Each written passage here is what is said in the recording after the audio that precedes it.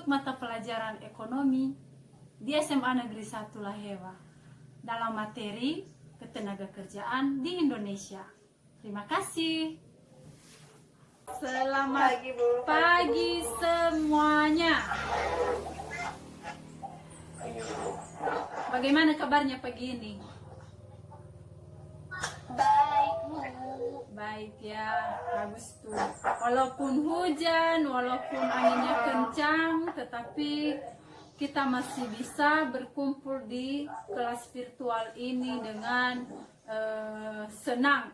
Saya lihat wajahnya pagi ini segar-segar semua. Sebelum kita lanjutkan dulu untuk memulai kegiatan kita pagi ini, silakan dulu Lois pimpin kita di dalam doa. Baik Ibu, untuk semuanya mari beragama kita dan kepercayaan masing-masing. Doa dimulai. Disembah di dalam nama Tuhan Yesus Kristus. Inilah kehidupan anak-anakmu Tuhan Yesus, kami serahkan dalam tangan kasih-Mu, di mana sebentar Tuhan kami akan mulai proses belajar kami. Kami mohon kepada Tuhan, sampaikan Tuhan, kiranya proses belajar kami dapat lancar dengan sesuai dengan apa yang Kau kehendaki. Terlebih-lebih Tuhan Yesus, guru kami yang akan mengajarkan kami Tuhan, kami mohon kepada Tuhan, Tuhan tolong, Tuhan sertai.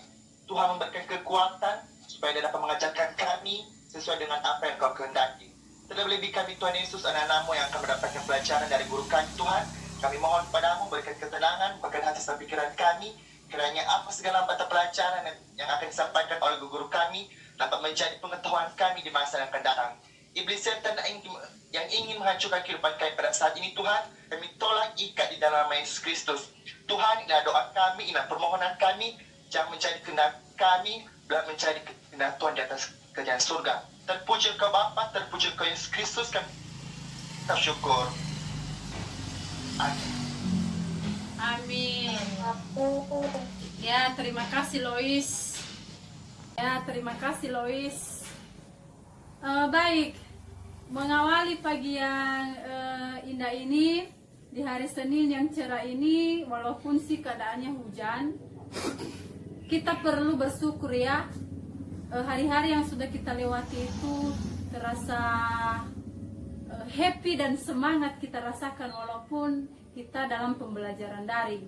Ya, tetap semangat, tetap termotivasi selalu untuk belajar, karena orang yang sukses itu adalah orang yang menyiapkan masa depannya hari ini. Jadi apa yang kita persiapkan hari ini itu akan menentukan masa depan kita. Baik, sebelum kita masuk ke topik pembelajaran, Ibu mau absen dulu ya. Yang pertama, berkat. Hadir Bu. Aliran.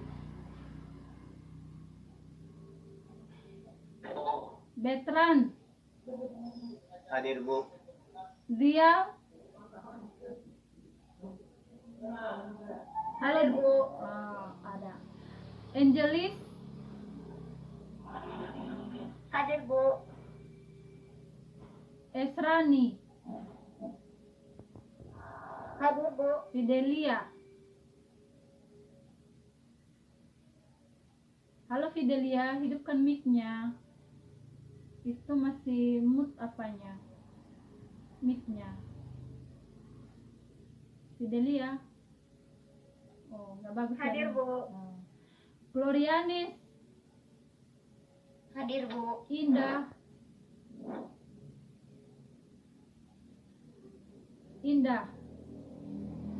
Hadir, Bu.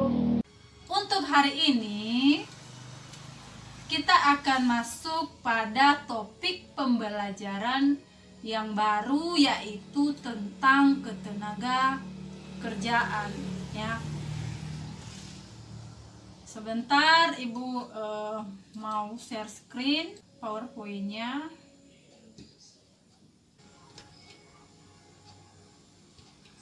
Ini adalah materi yang akan kita pelajari hari ini, yaitu ketenaga kerjaan.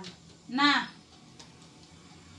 tujuan yang harus kita capai dalam pembelajaran ini adalah melalui pembelajaran jarak jauh atau daring dengan memanfaatkan Google Meet dan Classroom dengan model pembelajaran Discovery Learning, peserta didik dapat menganalisis permasalahan ketenagakerjaan dalam pembangunan ekonomi dan mampu secara kreatif mengkomunikasikan pengetahuan dan keterampilan secara jujur, penuh tanggung jawab, toleransi, dan kompak dalam kerjasama kelompok.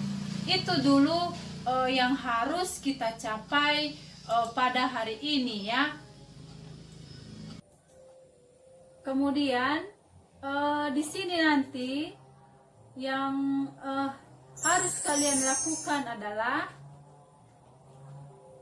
ada tayangan video yang akan ibu share, yang akan ibu tayangkan kepada kalian ya.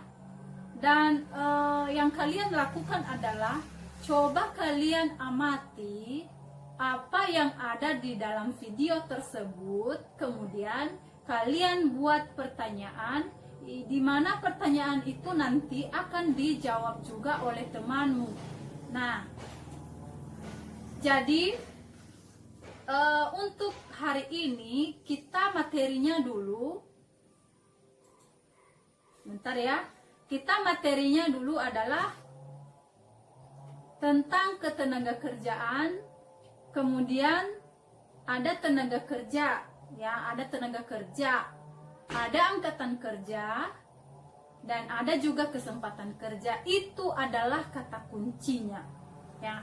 Kata kunci materi kita hari ini adalah tenaga kerja, angkatan kerja, dan kesempatan kerja pada materi ketenaga kerjaan. Sudah bisa dipahami ya? Oke, sudah. Baik, sebelum saya menayangkan video pembelajaran ini, coba dulu di antara kalian, siapa yang pernah mendengar kata tenaga kerja? Ayo. Tenaga kerja adalah setiap orang yang melakukan pekerjaan tujuannya untuk menghasilkan barang ataupun jasa untuk digunakan untuk memenuhi kebutuhan sehari-hari, baik kebutuhan sendiri maupun kebutuhan masyarakat. Ya, tujuannya itu adalah untuk menghasilkan uang, ya. Barang dan jasa. Ya, menghasilkan uang, menghasilkan barang dan jasa. Yang penting bisa digunakan untuk kehidupan sehari-hari. Di sini ada video pembelajaran yang akan Ibu share ke kalian, dan silakan ditonton dengan seksama. Lihat apa yang ada dalam video itu, kemudian buatlah pertanyaannya nanti yang akan dijawab juga oleh temanmu, karena dari situ nanti kita bisa tahu ya apa saja tenaga kerja itu, bagaimana yang disebut tenaga kerja, bagaimana yang disebut dengan kesempatan kerja, bagaimana yang disebut dengan angkatan kerja, dan apa saja jenis-jenis tenaga kerja, kemudian faktor yang mempengaruhi kesempatan kerja. Itu yang ada di video ini, jadi silakan ditonton ya. Iya Bu. Iya Bu. Halo teman-teman, apa kabarnya nih hari ini? Semoga baik-baik saja dan sehat selalu ya. Pada kesempatan kali ini kita akan membahas materi ekonomi mengenai ketenagakerjaan. Untuk itu kita perlu tahu pengertian ketenagakerjaan. Menurut Undang-Undang Nomor 13 Tahun 2003 tentang Ketenagakerjaan, dikatakan bahwa ketenagakerjaan merupakan segala sesuatu yang berhubungan dengan tenaga kerja pada waktu sebelum, selama, dan sesudah masa kerja. Tenaga kerja merupakan setiap orang yang mampu melakukan pekerjaan untuk menghasilkan barang atau jasa, baik dalam memenuhi kebutuhan sendiri maupun kebutuhan masyarakat. Angkatan kerja merupakan penduduk usia kerja, yaitu 15 tahun sampai 64 tahun yang bekerja atau mempunyai pekerjaan namun sementara tidak bekerja dan pengangguran. Yang terakhir, kesempatan kerja merupakan tersedianya lapangan pekerjaan bagi angkatan kerja yang membutuhkan pekerjaan. Kesempatan kerja atau employment ini dibagi menjadi dua kelompok. Yang pertama, bekerja penuh. Mereka yang sudah bekerja memenuhi syarat bekerja 40 jam kerja per minggu, memiliki upah regional dan sesuai dengan pendidikan atau keahlian. Yang kedua, setengah menganggur. Mereka yang bekerja di bawah jam kerja normal, kurang dari 35 jam per minggu, dan masih mencari pekerjaan.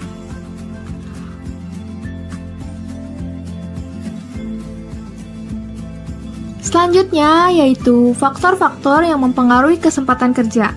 Yang pertama, tingkat pendidikan, pengetahuan, keterampilan, dan keahlian.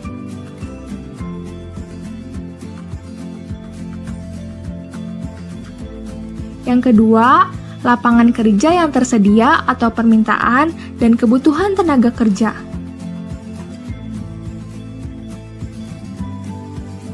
Yang ketiga, komposisi umur dan jumlah penduduk. Sampai sini sudah paham kan teman-teman? Kita lanjut ke pembahasan berikutnya yuk.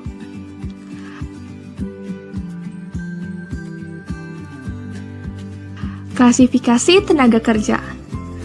Klasifikasi tenaga kerja ini dapat dibedakan berdasarkan keahlian tenaga kerja. Yang pertama, tenaga kerja terdidik. Merupakan tenaga kerja yang memiliki keahlian di bidang tertentu melalui pendidikan. Contohnya guru, dokter, akuntan, dan pengacara. Yang kedua, tenaga kerja terlatih. Merupakan tenaga kerja yang memiliki keahlian berdasarkan latihan atau pengalaman. Contohnya, tukang jahit, salon, dan montir. Yang ketiga, tenaga kerja tidak terlatih dan tidak terdidik. Merupakan tenaga kerja yang bekerja tidak memerlukan pendidikan atau latihan. Contohnya, pembantu rumah tangga dan kuli bangunan. Berdasarkan sifat kerjanya, tenaga kerja dapat dibedakan menjadi dua. Yang pertama, tenaga kerja jasmani, yaitu tenaga kerja yang dalam kegiatannya lebih banyak mengandalkan tenaga fisik dalam melakukan proses produksi, contohnya montir. Yang kedua, tenaga kerja rohani, merupakan tenaga kerja yang kegiatannya lebih banyak menggunakan proses pemikiran, gagasan, ide yang bersifat produktif dalam proses produksi. Contohnya, manajer, direktur, dan konsultan. Berdasarkan hubungannya dengan produk, tenaga kerja dibedakan menjadi dua, yaitu tenaga kerja langsung dan tenaga kerja tidak langsung. Tenaga kerja langsung merupakan tenaga kerja yang terjun langsung menangani suatu produk atau barang. Tenaga kerja ini biasanya berada di area produksi barang, contohnya chef. Selanjutnya, tenaga kerja tidak langsung.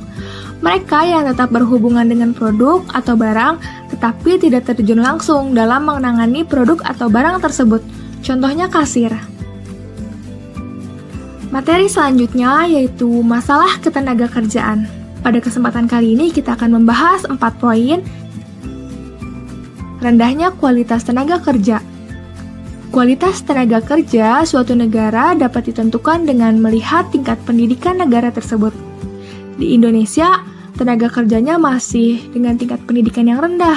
Oleh karena itu, penguasaan ilmu pengetahuan dan teknologi juga menjadi rendah. Penguasaan ilmu pengetahuan dan teknologi yang masih kurang menyebabkan rendahnya kualitas hasil produksi barang dan jasa. Yang kedua, pengangguran. Saat pandemi seperti ini, banyak pengusaha yang gulung tikar.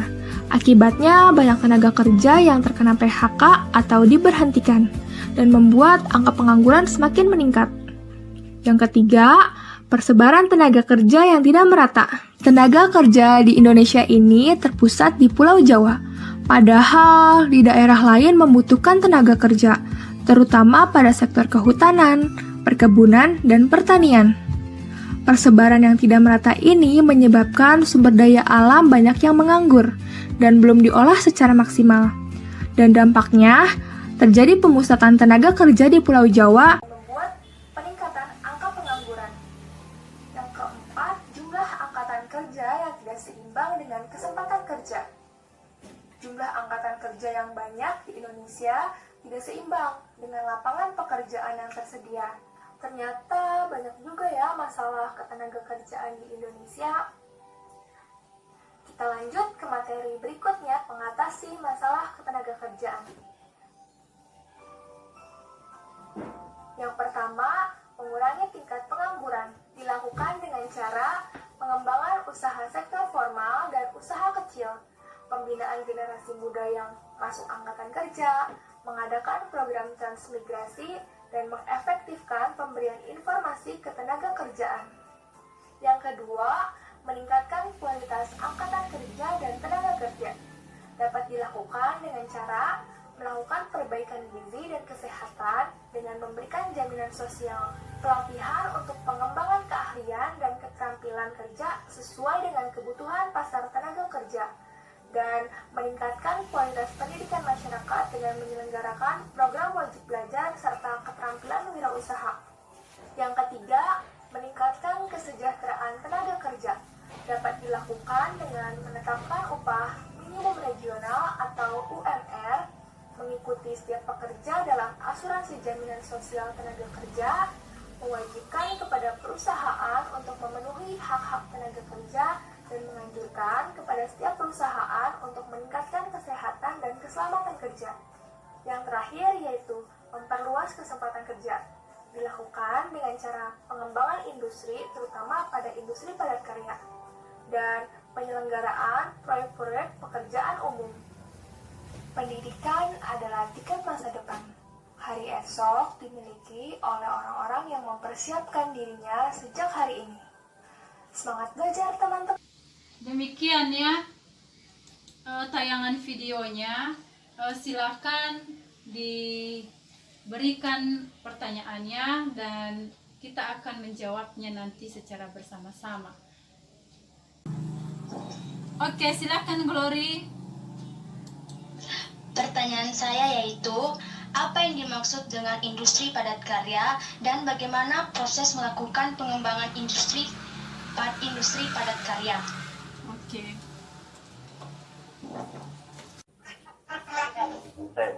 Oke, silakan Chris Wandi.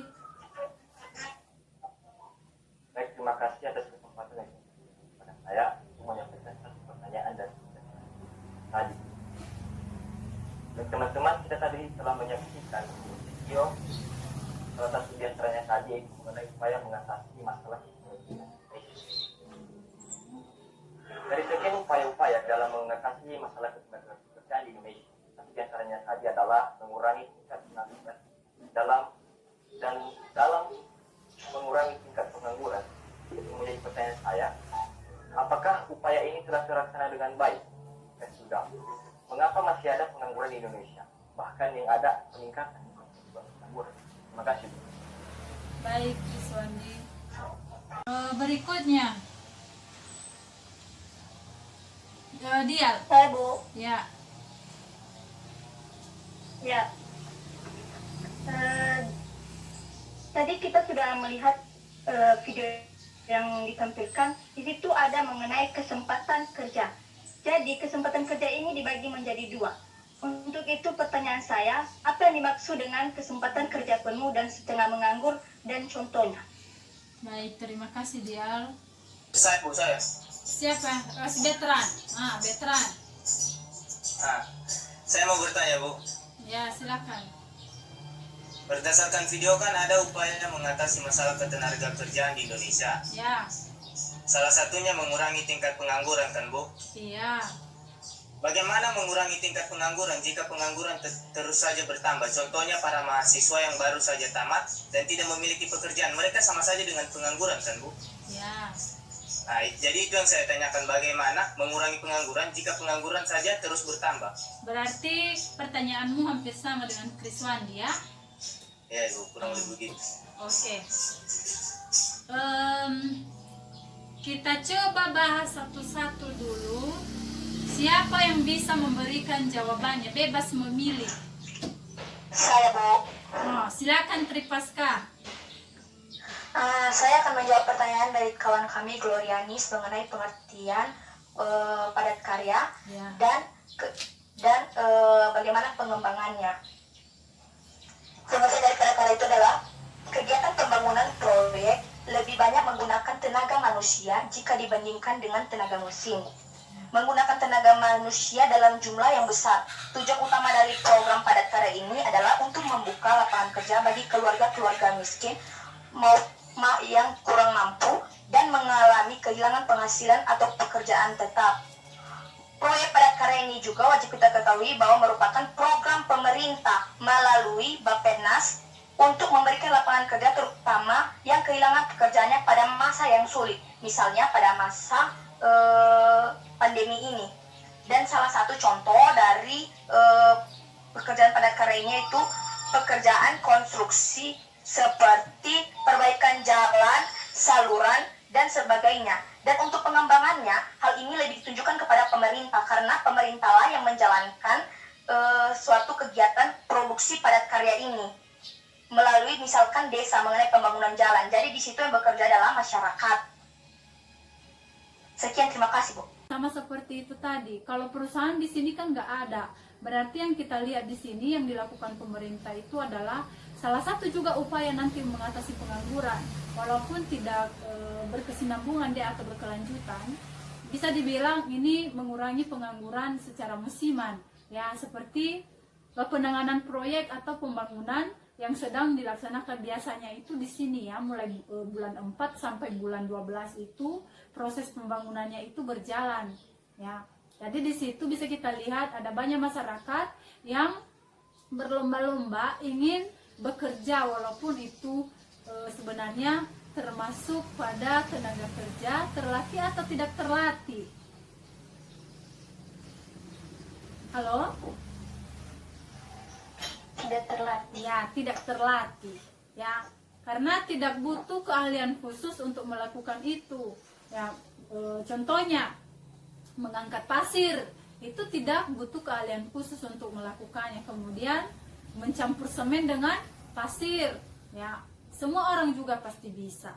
Jadi itu Gloria, industri padat karya itu adalah industri yang menggunakan tenaga manusia lebih banyak daripada tenaga mesin. Jadi prospeknya itu adalah tenaga kerja atau tenaga manusia. Ya? Iya, Bu. Oke. Itu sudah aman ya pertanyaannya si Glory. Lanjut. Aman. Oke, lanjut. Siapa yang bisa menjawab pertanyaan berikutnya? Baik, untuk pertanyaan selanjutnya, siapa yang bisa menjawab? Oke, silakan Aliran. Pertanyaan Diosorosa, Bu. Oke.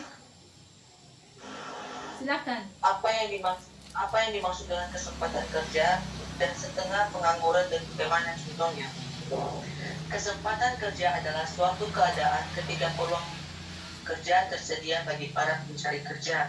Sedangkan setengah pengangguran adalah pengangguran yang terjadi karena tenaga kerja tidak bekerja secara optimal, contohnya petani dan buruh. Terima kasih. Ada jawaban lain? Saya, Bu. Silakan. Indah. Kesempatan kerja itu merupakan atau dapat diartikan juga sebagai jumlah lapangan kerja yang tersedia bagi masyarakat, baik jumlah lapangan kerja yang sudah ditempati maupun yang masih kosong.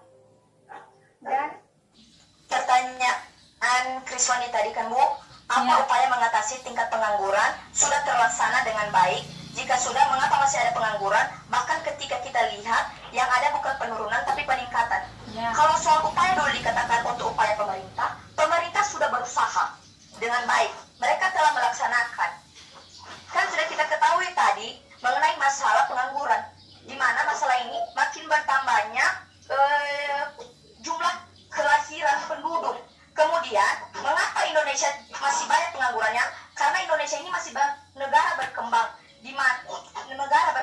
dan juga pemerintah telah menyampaikan bahwa diharapkan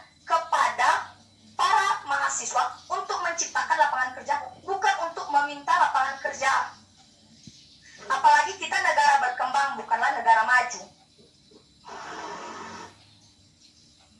Baik, terima kasih Tripaska jawabannya. Berarti yang kita lihat di sini yang dilakukan pemerintah itu adalah salah satu juga upaya nanti mengatasi pengangguran. Walaupun tidak berkesinambungan dia atau berkelanjutan, bisa dibilang ini mengurangi pengangguran secara musiman. Ya, seperti penanganan proyek atau pembangunan yang sedang dilaksanakan biasanya itu di sini ya, mulai bulan 4 sampai bulan 12 itu proses pembangunannya itu berjalan. Ya, jadi di situ bisa kita lihat ada banyak masyarakat yang berlomba-lomba ingin bekerja walaupun itu sebenarnya termasuk pada tenaga kerja terlatih atau tidak terlatih. Nah, ini tadi tentang Undang-Undang Republik Indonesia Nomor 13 Tahun 2003 tentang ketenagakerjaan, yaitu segala hal yang berhubungan dengan tenaga kerja pada waktu sebelum, selama, dan sesudah masa kerja. Kemudian angkatan kerja. Angkatan kerja itu adalah penduduk dalam usia kerja 15 tahun ke atas, baik yang bekerja maupun yang tidak bekerja. Itu yang disebut dengan angkatan kerja. Kemudian tenaga kerja. Nah, ini dia. Tenaga kerja adalah setiap orang yang melakukan pekerjaan guna menghasilkan barang dan jasa, baik untuk memenuhi kebutuhan sendiri maupun untuk masyarakat. Ini tadi terkait dengan pertanyaannya atau pernyataannya si Glory. Itu benar ya Gloria, bahwa tenaga kerja itu adalah orang yang mampu melakukan pekerjaan guna menghasilkan barang dan jasa. Kemudian kesempatan kerja. Kesempatan kerja adalah suatu keadaan ketika peluang kerja tersedia bagi para pencari kerja. Itu ya, jadi ini tadi yang Ibu bilang pada awal pada peta konsep yang Ibu sampaikan. Kata kunci pada materi ketenagakerjaan itu ada 3. Yang pertama adalah tenaga kerja, yang kedua adalah angkatan kerja, dan yang ketiga adalah kesempatan kerja. Kemudian coba perhatikan gambar berikut. Nah, di sini ada gambar. Siapa yang bisa memberikan jawaban di sini? Ayo. Itu gambar apa? Gambar pertama. Nah, gambar pertama. Apa gambar pertama? Terdidik. Ya, tenaga kerja terdidik. Profesinya ini apa? Dokter. Ya, dokter. Berarti gini, kalau kita sakit, kita menemui orang ini ya. Iya. Tenaga kerja terdidik adalah tenaga kerja yang menempuh bangku pendidikan untuk mendapatkan pekerjaan, ya kan? Termasuk di situ guru, seperti Ibu lah guru, ya kan, gurumu. Kemudian apa lagi? Pengacara, ya kan? Dan masih banyak lagi contoh yang lain. Ini gambar kedua apa?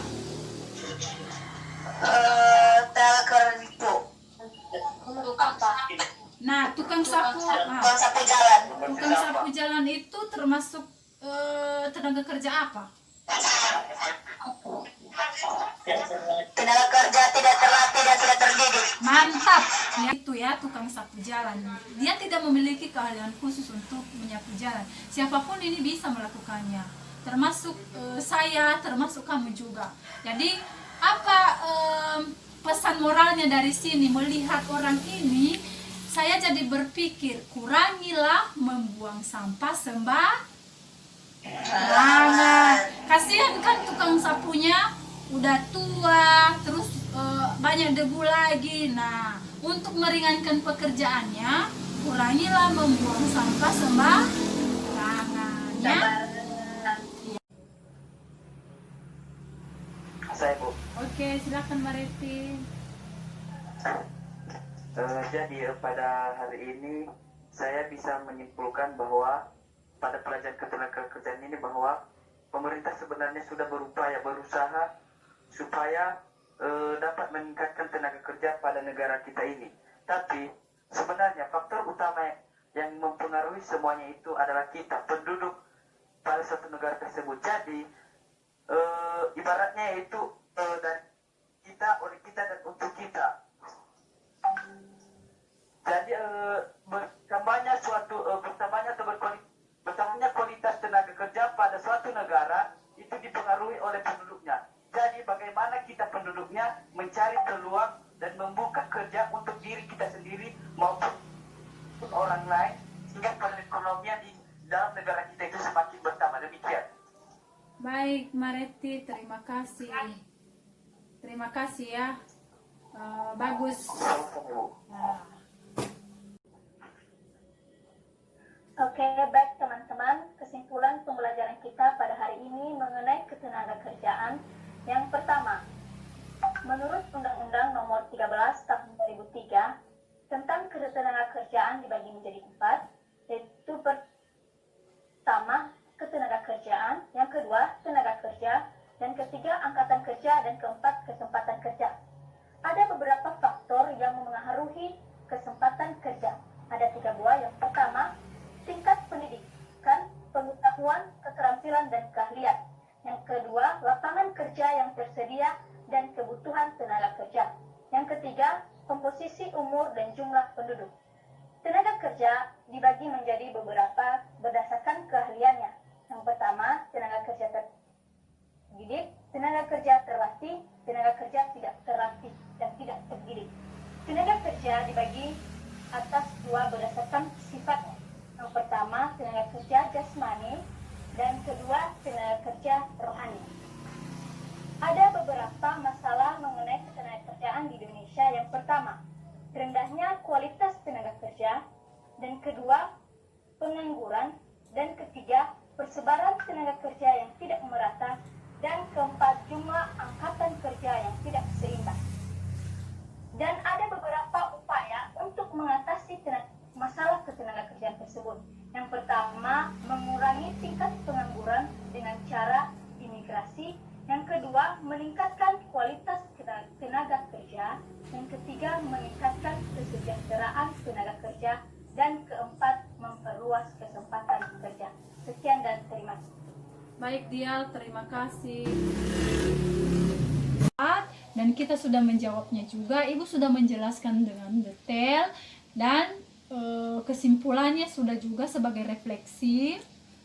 Mulai tanggal 30 kita sudah melaksanakan ujian akhir ya, ujian akhir. Jadi mungkin nanti ini adalah materi terakhir di semester ini untuk kita. Selebihnya nanti bab berikutnya kita akan pelajari di semester 2, kita kejar tayang. Sebelum kita tutup ya, sebagai akhir pembelajaran hari ini, silakan Indah pimpin kita di dalam doa. Oke, karena proses pembelajaran kita telah selesai, mari kita akhiri dengan doa. Mari kita berdoa sama teman-teman. Doa dimulai. Ya Tuhan, terima kasih atas berkat pertolongan kepada kami, di mana Engkau telah menolong kami dalam memulai proses pembelajaran, mulai dari awal, tengah hingga akhir. Terima kasih Bapa, itu bukan karena kekuatan kami, melainkan belas kasih Bapa kepada kami. Ya Tuhan, tanamkan dalam hati kami semua pelajaran yang telah diajarkan guru, yang telah kami pahami, tanamkan dalam hati kami agar bisa menjadi pedoman hidup kami di masa yang akan datang. Hanya doa singkat ini Tuhan kami panjatkan di dalam tangan-Mu. Amin. Amin. Untuk siang ini sampai di sini pelajaran kita. Jangan lupa tetap jaga kesehatan. Kalau keluar rumah pakai masker. Ya, dijaga kesehatannya. Selamat siang. Ya Ahobu. Selamat siang, Bu. Selamat siang, ya.